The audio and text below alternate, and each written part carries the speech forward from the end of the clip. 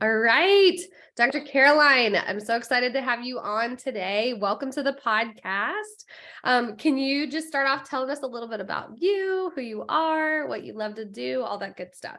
Yes, thank you so much for having me on, Lori. It's such a pleasure. I'm so excited about this podcast too, because I think it just resonates with so many people and bringing awareness to very important topics when it comes to our health. But so my background is in clinical psychology. I had specialized in marriage and family therapy. Absolutely loved it. But I had experienced a lot of burnout, all those things. But just to kind of give you in a nutshell, I really focused in on entrepreneurship about 5.5 years ago. And now I would call myself a serial entrepreneur because I just keep wanting to do more things and end up in different industries than I would have ever imagined. And I'm also a host for YouTube and a podcast as well. So I've been kind of doing a lot, but I live in Colorado now, officially starting to get used to the cold. It's a little different than the coast. Where did you live there? Where did you live before? I was in Florida. I grew up in Florida, and then I did grad school in California. Okay. Florida. I was thinking California for some reason. Maybe I remember that from when you and I chatted before. Gotcha. And where in Florida were you? I was in South Florida, so right outside of Fort Lauderdale. Yes. Okay. Gotcha. Because I'm like 2 hours north of you, 2.5 hours north of you on the East Coast. Yeah. Okay. Cool. And so yes, Colorado, I can imagine because I'm a Florida girl through and through myself. Yeah. My husband's actually from Illinois, and I remember saying, like, are you ever going to want to move back to Illinois? Because I don't ever want to. Those are harsh winters. Like, my best friend lived in Chicago. I was set on moving to Chicago for a long time. Well, I always say Chicago, it's Illinois, but Chicago. But anyways, with Colorado, it's very cold. It's been like the coldest winter in 30 years. I'm like, of course. Gosh, of course, when you moved there. Yeah. Like, I've been here about 1.5 years. So I had like the first winter wasn't so bad, but this winter has been really rough, but I am learning to adjust. A lot of bringing the heat with me. Oh my gosh. Okay. So you started off in marriage and family therapy. Is that correct? Yeah. And then you transitioned, did you find that, because you said you switched to where you were working with like female entrepreneurs were you finding that type of woman a lot in your practice? Is that how you made that transition then to working with female entrepreneurs? That's a great question. No, to be quite honest. So I thought you were going to say yes, for sure. No, it did fall into my lap eventually. But when I first moved back to Florida, I was just like in a really bad spot, like mentally, emotionally, physically. I had really gone through a lot of burnout, and I didn't realize it was burnout at the time until I was able to kind of take that time to really heal from everything I had gone through. And with that, I realized I was like, oh, maybe I'll be a life and health coach because I absolutely love everything to do with health. I've always been an athlete throughout college as well, just really being able to take care of my mind and my body. And also being in psychology, like the mind's so important. But sometimes like when you're preaching something, you need to practice it too. And it's a little harder for me. Well, I'm sure we'll get into all of that. But I think the biggest factor was I started with life and health coaching. And then I felt like it was too general. Everyone kept saying you have to niche down. And I was okay. So then I just found myself, like, I've always been about women empowerment and really elevating women, using their voices. And just even like when I was working in private practice, that's what like the clientele I was getting, but I wasn't really focused on that when I first started. So it did transition over time. I would say not until like year 2 of coaching that I really focused in on women entrepreneurs, because at the same time I started coaching, about 6 months into my coaching business, I started my health and wellness business online as well. So that's why I was like, oh, life and health coach just makes sense for me, but it wasn't really resonating. There wasn't the passion behind it when it came to coaching in itself. I love learning about it. I love talking about it. But when push comes to shove, I wasn't really in it. So that's what kind of like unfolded. And I just kept getting in these amazing circles online in particular of women in like communities and building that. And I just kind of unraveled that way, which I'm really grateful it did, because I love like just talking to women in general and empowering them and just really going through the 4 pillars I've created that I still like, they're my values in my businesses today. But I think those were the core pillars of being able to really help female entrepreneurs in particular because of my journey as well. So it's just really reflective of everything I had gone through. Wow. Wow. So just since you brought that up, then tell us a little bit. Obviously, I know a little bit of backstory, but just your experience with that. You were saying you didn't recognize it as burnout when you were in it. What did that look like? Was that when you were doing, more traditional therapy, and what did that look like for you? Yeah, it's been a cycle. And now I catch the cycle a lot faster because I don't think it goes away, but it doesn't, at least for me. So I can get into that more. But the biggest part was when I was working with clients in California. I absolutely loved it. I had amazing people in the practice, and my supervisor, everybody that was like there and supportive was wonderful. However, financially, I was struggling. And I thought, oh, I have a doctorate, I'll make money. Yeah. That was not the case. It was really a financial hurdle that I had to overcome. And I was seeing about 30 clients on a weekly basis. So that included family, couples, individuals, from young to older, everything in between. But I just kept taking on more clients because I needed to pay my bills. And so it just got into this cycle of, I didn't work every single day, but I would work maybe 3 or 4 days a week, but I would work 12-hour days and see clients back to back. And I didn't even give myself time to go to the bathroom basically, or like have a sip of water, because I was just like, I want to make sure I get all my clients in. And I really enjoyed it. And I love hearing people's stories and helping them through those things. But I think internally I was struggling with a lot of personal things, just a lot of bad relationship, bad roommate situation. Just my life was kind of exploding at that point, and I was trying to hold it together, and I really couldn't. So it wasn't even just like the work aspect, it was like everything outside of there, and I was really trying to balance it, but I couldn't. I didn't know how, even with all like my background, the tools I have to understand that, it just wasn't really working in my favor anymore. So what started to happen was I was dropping a lot of weight, and I would like go home from my 12-hour day and have like a pint of ice cream for dinner, because I was like, I deserve it. Like I work so hard, but I was dropping significant weight, and I'm not. And you're petite as it is. I was gonna say, so I'm sure a little bit of weight loss is like a lot on you.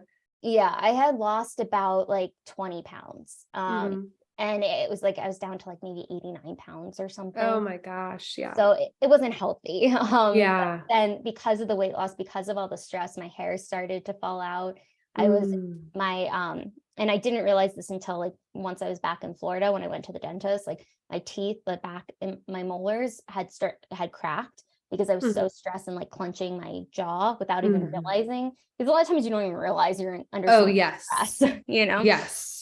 And so it's just like this ripple effect of like everything else. And you're probably like grinding in the night too, I bet. Oh yeah. And just even like I think sometimes when you're used to high level stress, like job or whatever industry you're in, like sometimes you don't even realize that it's like stressful because it's just like the norm. Yeah.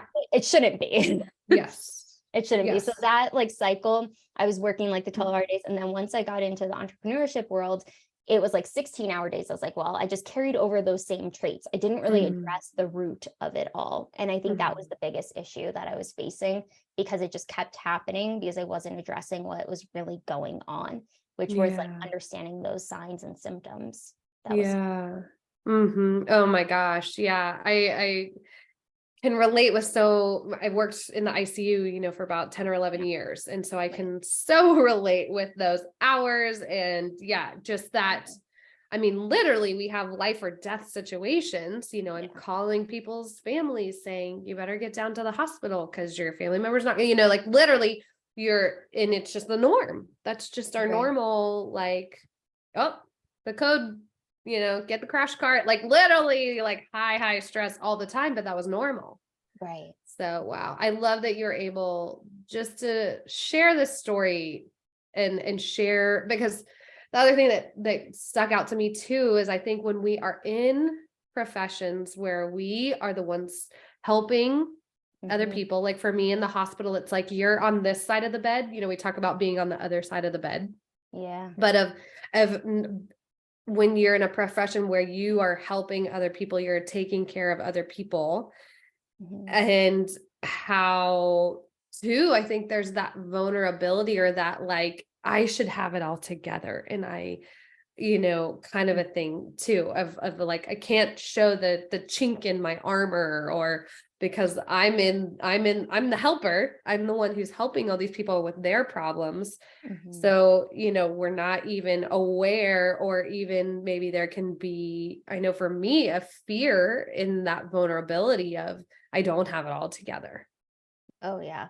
No, that resonates so much, because I think too, it's like in the therapy world, and I'm sure as well in the medical field, like you don't really talk about yourselves. Like with coaching, it's a little bit different when it like resonates and everything's confidential and all of those things. Like that's very similar. But I think the difference is you kind of feel like you have to like hide parts of yourself. And I feel like I was too bubbly, to be quite honest, to be a therapist. I mean, you can be bubbly and be a therapist, don't get me wrong. But Yeah. I think it was just like my personality wasn't fitting that platform anymore of helping people. And I think I was struggling. And I think like even before I would say my life blew up, I was realizing I needed a change. And it's the universe like gave me a huge like, whoop, we're going to change everything. Yeah. And I wasn't fully prepared for that, but I think it was like the biggest blessing in disguise of understanding like there's more for me to do in a different way. Like there is so much more I want to accomplish, but I think too, with what I was struggling with, it really brought light to the burnout. And that I wasn't taking care of myself, that like exactly what you were saying. It's like when you're in the helping profession, you like sometimes forget about yourself. And that's like my tagline, put yourself at the top of the priority list, because a lot of times we're not even on the priority list for ourselves, especially if we have family obligations or like responsibilities that we have to attend to, that we do forget about ourselves. And it's really important that we don't. And I mean, I've worked with a lot of mompreneurs, and I know you're a mom yourself, and it's hard. Like I couldn't imagine. I'm not a parent yet. I just see it around me, of course, and that's obviously very different. But I think it's just understanding too, if we don't show up as our best selves, we can't give more. We're coming from like an empty cup. And that's what I felt like, to be quite honest, when I was practicing. I felt so depleted every day. I felt exhausted, and just like I'm sure. and physically. And I would still like go to the gym after my 12-hour days, and like, oh my gosh, just to like release that mental like stress, because it wasn't about like losing weight or anything like that. I just wanted to really strengthen my mind and my body. But I think that was the biggest like lightning strike of like, you need to change something. Like this is not working anymore. It's not conducive to your overall well-being, because I was really surviving versus thriving.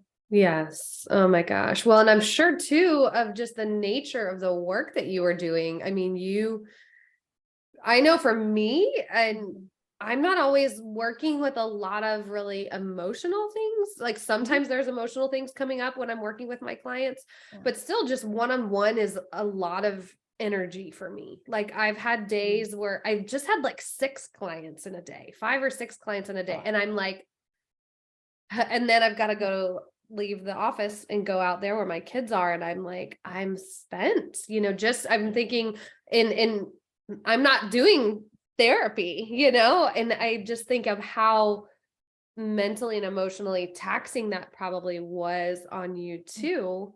And just the nature of the work that you were doing.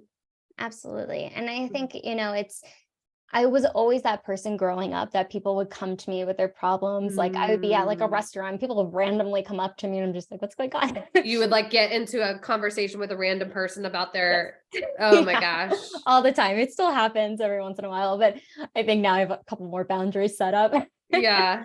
But I think you really should talk to someone about that. Like, let me give you a psychology today. You can find your person. Oh my gosh. I think it's just, it does take a toll. And I think because of like everything I was emotionally dealing with outside of the therapy world, like just personally, it was really hard to navigate. It made me stronger, I will say that. And I was like, and I think every great therapist has a therapist too, like, because you're dealing with so many people's emotions. But like, I needed it to like decompress from what I was dealing with work, but then also personally. And I think that's the beautiful part of understanding like therapy is such an amazing avenue for people to heal and work through anything that they're going through. I think it was my time to leave, basically. Like, and I knew it was like, there was that like itch for me. I always wanted to have my own business, like a wellness center or like something of my own. but I felt like, oh, that's like 10 years from now. And in reality, like, it was just, I was working so hard for someone else. I was like, I can do this for myself. And obviously it's very different, but I think too, it's like, I couldn't even think of that creativity aspect until like my last year practicing is when I got really clear. I made this challenge for myself to do 52 hikes. So a hike every single day. Ooh. And so that was January, 2017. And by August 2017, I was moving back to Florida, but I had done 56 hikes. So the reason I'm bringing that up is because I really allowed myself to use that creativity. I started to have mental clarity because I was doing something really good for my body. It was like strenuous, obviously hiking and like different mountains, different areas, and they were all different places that I went. But it allowed my brain to really open up and look at, there's possibilities. My problems felt so much smaller. When you're on top of the mountain, everything seems like, okay, I got this. Yes. Oh my gosh. There's so much I could unpack from what you just said. Okay. So yes, let's go with the creativity, because that's something I found in my clients, where, and I love it because I've had it happen with multiple people when we're, obviously we're like focusing on health, we're looking at labs and we're doing these things, but I find, so part of that shift that we're doing in getting them out of burnout is getting them out of fight or flight, right? So if you think about like sympathetic, parasympathetic, and I've had clients do that where we get towards the end of working together and they do say they're like, I've had this idea for my business and I just haven't had the mental, emotional capacity to pursue that because I've just been in survival mode. And so they are able to, I love what you said of like moving, being able to be creative and to get out of just like panic, putting out the fires and I love the getting outside piece. I mean, because it really is research backed by getting out in nature of allowing, one for our nervous system and then two for creativity. Oh my gosh, that's so good. So is that something that you have kept up? Is that like a part of your practice, or whatever, self-care where you're getting outside every week? Or I'm trying, to be honest. It's so hard in Colorado. Like, the cold. I've been trying, and like my fiance and I will like go out for a walk after dinner, and I'm just like in my like major coat, like my snow boots, and like gloves. I'm like, okay, I'm extreme, I get it, but and he's like, it's only like 50 degrees. I'm like, it's cold. Yeah. Well, you grew up in Florida, right? Exactly. It's a whole nother level. It is, but I think like the biggest thing is I've been going to like hot yoga on a regular basis. So that's like really been helpful, just like getting out the house, because I work from home and I do everything from home. So it's like really important for my mental health to get outside. I am excited. It is starting to warm up a little bit, so we can like go hiking again. But I think I've gone on one hike this whole year, which is like very depressing because of the snow, and I don't really like to drive in the snow. It's just I mean, it would take me a while to get comfortable with that too. Just growing up, I can drive in the rain all day long. Same. I live girl in Florida. I love to. Do you feel, and just with the creativity, I think a lot of times when you're like a hustling getter, go getter, achiever, I know for me, it can be very tempting, to like just think about the things that are on my to-do list rather, and thinking, well, if I keep going, but really if I allow, a lot of people talk about like getting space on your calendar, for that's nothing, like, white space, whatever. Do you find that of like, is that something you really have to be intentional about, is like giving yourself that space where you're not checking off the box, you're not accomplishing something, and allow, I just hear that from a lot of women that I respect, that I follow, and I'm looking to them. They're like, you have to give yourself space for creativity, whereas the temptation is just to keep doing the things and doing like, let me get another thing done, rather than let me just let the ideas come to me it seems unproductive to do something like that. Yes, I think that's the biggest thing too that you're saying, because I know, like, I just had a conversation the other day about this, of having that space to be creative, because you end up being more productive with that time and space. And I used to be extremely rigid with my schedule. I'm not as rigid. It's almost like I will plan everything out, but I leave room. Like, if something doesn't happen, I'm not like, oh my God, this is the end of the world, because that's how I used to be. I will admit that, because I'm a little stubborn. But I think the biggest thing is when you have that space and time to just be and like be present in the moment, so much more happens. Like, the less I like push and the more I surrender, the more happens, the more opportunities open up for me.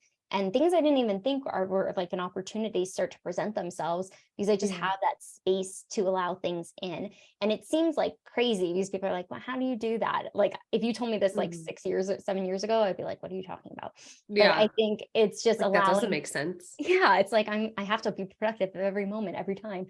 But I think it's like having it scheduled, just like, even like I was talking to my fiance last night, and we're like, we need to have like a scheduled date night, because like we're both entrepreneurs, we both have crazy schedules, and it's like, it's a non-negotiable. Like, it can change on the actual day or like anything, and being flexible with that, but it needs to be a non-negotiable. And I think that's like looking at life of, what are your non-negotiables? What do you need to have in your calendar that's going to allow for creativity, that's going to allow for you to just have a break, to go have some movement? Because a lot of people are like, I don't like to exercise. It's like, well, movement, like move your body, move your mind, like allow things to come into your life that are going to add energy versus subtracting the energy. Yeah.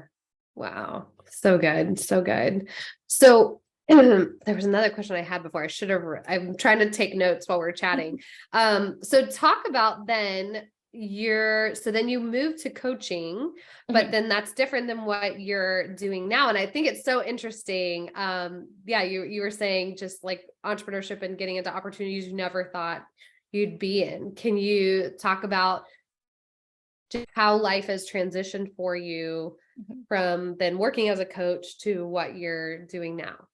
Yeah, absolutely. So I still coach like here and there, but it's not something I like actively promote or whatnot. So if somebody does need that service, I'm definitely available. But the biggest thing is I transitioned out of coaching, like on my website and all that, like about a few months ago, to be quite honest. Okay. So it's very recent. But I started to see more opportunities.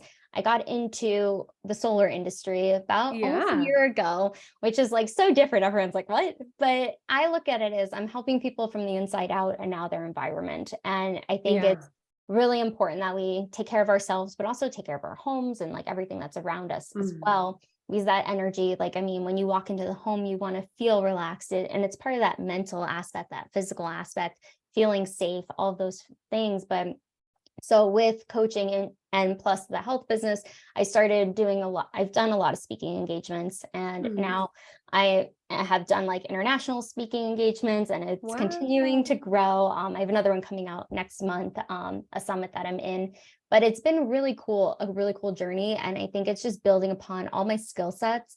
And even with solar, I've actually just created a niche for myself the last few months of recruiting. So now I'm recruiting for multiple solar companies I was recruited to recruit based off of my psychology background. So I'm still using a lot of my skill sets just in a different way. And I love interviewing people. It's super easy for me. And I love hearing people's stories, but I also like being able to identify behaviors. I'm like, oh, you'd be a good fit for this person and that person or company. So I think it's just really taken full hold of everything that I have done and all the experiences. And I published a book or co-authored a book last year. So the end of last year as well. So it's just, I'm still like in different pockets, but it's all like interconnected. And that's how I look at it, even though I'm not practicing psychology and that's what I thought I would do the rest of my life. It's been so rewarding to see how you can still use your degree, but in a different capacity. And I don't feel like it's ever too late to start something new or do something different when it aligns. And I feel like when you do surrender, like what I was just talking about too, it's like opportunities start to flow in. And if you asked me this a few years ago, I would never say I was like in the solar industry. I'm like, is that even a real thing? And it is, and it's only growing. But it's been really a fun journey to rediscover myself at this point in my life and just allowing opportunities to continue to come to me. And I think that's part of that creativity piece of just using the skill sets I have and doing things that are fun for me and really easy. Yeah. Oh my gosh. I love this. I love this. Yeah, I was thinking, you just said it. What a picture of just your transformation over the last few years and really that just allowing, I think, can be so hard for women that are these achievers, go-getters. I think a lot of that comes down to fear, and you would probably know this better than me, but fear and wanting to control. Yeah. But really, when we release control of what things might look like, we can allow for opportunities to come in that we never would have thought of. It's true. Even just to like go off of that, like I was never just like, oh, this opportunity is coming. And I wasn't like, just go with the flow. I will say I said earlier, I'm a little stubborn. I'm extremely stubborn. And you're very self-aware though. Yeah. Awareness is key. But understanding too, like I did resist a couple things, but the more like once I actually just sat with it and it's like, okay, well, what would happen if I don't do it? What's the alternative? Like, what if it doesn't work out? Well, I won't know if I don't try it. And just allowing myself to like slowly move into those different opportunities, it felt right. And I feel like that's the difference too. I think with psychology, just to kind of go back a little, I had gotten a college cheerleading scholarship, and I originally wanted to be an architect. So I'm kind of getting back into the homes in a different way. But I really want to be an architect, but they didn't have that program at the school I got the scholarship at. So I was like, all right, well, I'll just do this for a year, get cheerleading out of my system, and then I'll go to another school. But I fell into psychology. It was something that I was good at. I really enjoyed. And the human mind, I was like, okay, I can do this. And so even with coaching, like I had a call with one of my best friends, and she's like, what if you just leave California, move back to Florida, start a coaching business, and then move to Chicago? And I was like, yeah, that sounds great. Yeah. So I did that.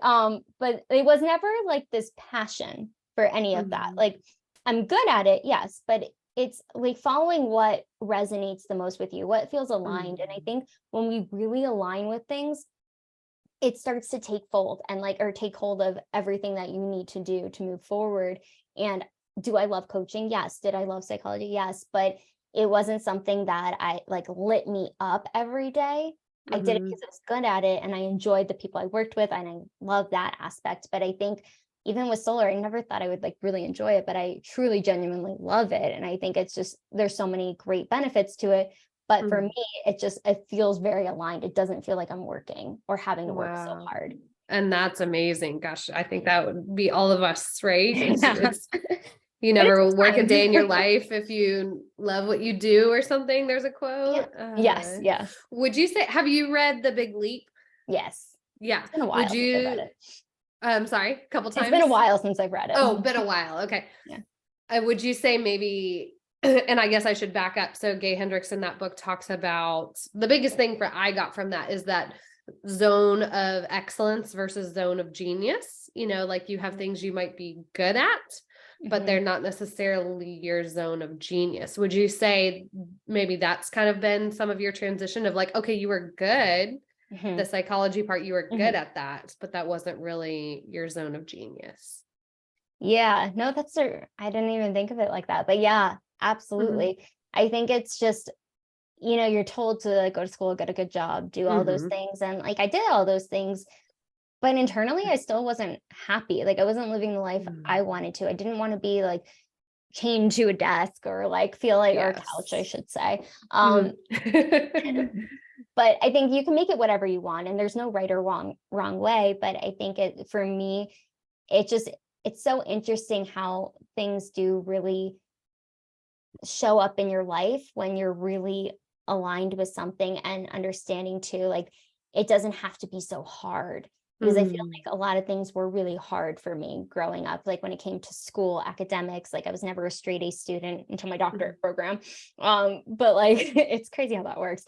But I think it was just, I was doing what I thought was right and what people would be proud of. And I was proud of myself too. But I think doing what I'm doing now has really just lit this world up inside of me that's allowed me to still like love what I'm doing and still be a part of, like, I do trainings for prisons in California in the psychology world. I do a lot of different things too. I don't really talk about a lot, but I think I'm like still in a lot of areas, but I think the biggest shift has been being in the solar industry and helping in a different way that, like I said, I didn't think I would ever be in if you talked to me before. But I think part of that was learning my own cycle of burnout and understanding, okay, you can't keep doing all of these things. You have to be strategic of what works for you and your lifestyle, because everyone's lifestyle is different. And I think that's a beautiful thing. Like before, I would be in long cycles of burnout, and now like I'm able to catch myself before it becomes burnout. And I think that's the biggest shift that's happened for me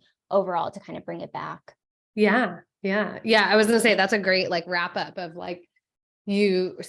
And I love that because I remember getting that question when I was on someone else's podcast of like, okay. And so it was kind of like the question of like, oh, so you fixed your burnout. And I was like, well, let's be honest. I'm a mom of, yes, I'm a very driven woman. So I'm like, oh, still have all these goals and dreams and things I'm working towards. And I'm a mom of 2 babies. And so it's like it's a evolution, right? It's like okay, burnout looks different in this season, and how can I live life sustainably? So, and I love that you're, saying that of like, okay, it's a cycle, but I can see it. So what now, like learning what you've learned about yourself from the past and maybe that past experience with the health and stuff, when do you start recognizing burnout early for you? What does that look like? And then what kind of things do you do to start shifting out so that you don't end up in the long burnout cycle again? That's a great question. And I think it's really been about my schedule, because I'm very strategic, like I was mentioning, of like, okay, today is all my solar interviews and this is for like my YouTube interviews and everything else I have going on. But I structured it in a way where I'm not like having so many things happening in one day, or I have different breaks where I can like go just downstairs and have a cup of coffee or upstairs or whatever. But being able to like do those different things that are going to help me decompress in the moment. So I'm not just working straight, because I have done that in a lot of different capacities, but I think it's also making sure, okay, maybe I can't go to my morning yoga class, then I'm going to go to the evening class. Like just making sure I'm scheduling it in, because if it's not on my schedule, it doesn't happen.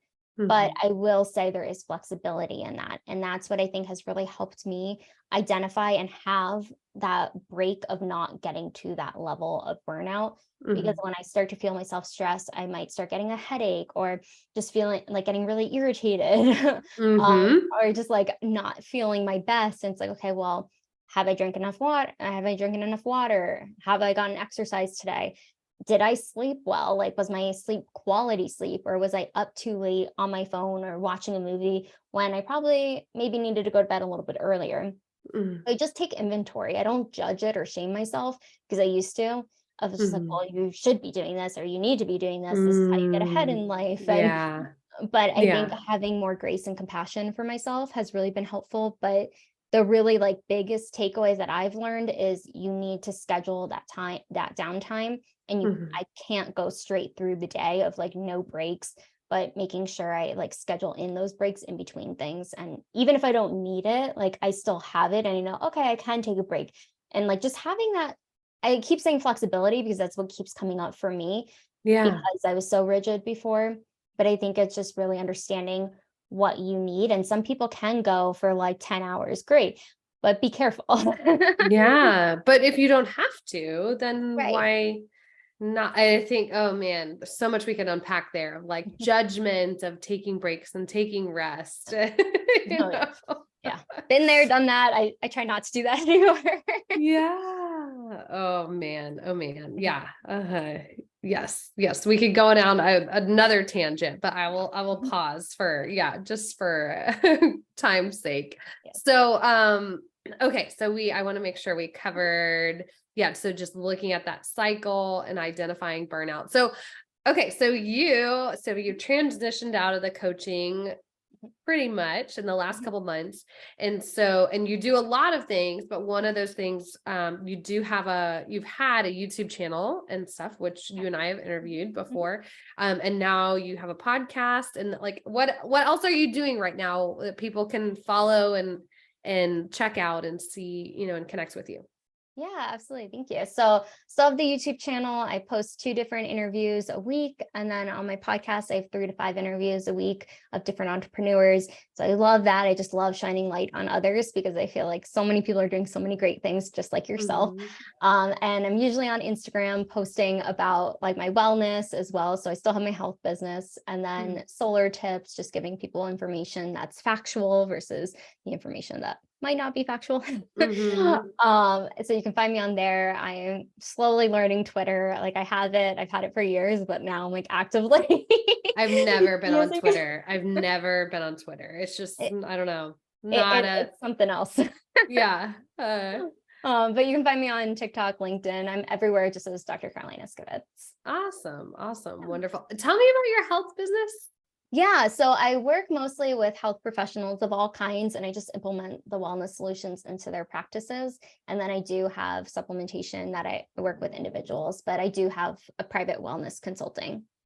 Got it. So you're more consulting for the professionals for their business, not necessarily I do individuals. Is that both. Right? So I do you do both. You do both. Okay. Got it. Awesome. Wonderful. Okay. So you can check and your website. Let's say I've got Instagram, YouTube, and LinkedIn. We will all link. And do you have a website as well? Yes, I do. Yeah. It's just drcarolineiskowitz.com. Okay. Perfect. Awesome. Wonderful. Thank you so much for sharing your story. I mean, I know that so many women can identify with you remind me of a friend of mine who was a roommate years ago. For some reason, you just remind me a lot of her. And I even think of, she's in a different place in her life now too, but just maybe where you were at in the past, I can think of when she was living with me, like she was probably in a stage of burnout, very similar to yourself. So thank you for just being vulnerable and sharing that story with us. Just showing women that life can be lived differently, that allowance and letting things come to you, right? And I feel like it's been such a picture too of you of following the breadcrumbs. People talk about following the breadcrumbs in business and opportunities. And yes, thank you so much for sharing that story. So go connect with Dr. Caroline on all her links and check out her podcast. Yeah. And tell me the name of the podcast. Is it? Yeah, it's Entrepreneurship by Design with Dr. C. Got it. Yes. Okay. Because I was thinking of your YouTube. The Morning Cup with Dr. C, right? I changed everything over now. So okay. So everything's that new name. Got it. Wonderful. It's been a process. Yeah. No, it's fun. Rebranding. Hey, just you can change. You're an entrepreneur, right? You're the boss. You can change it if you want. So exactly. But thank you so much, Lori, for having me on. It's such a pleasure to be able to talk to you, your audience, and just everything you're doing in this world. Thank you. So fun.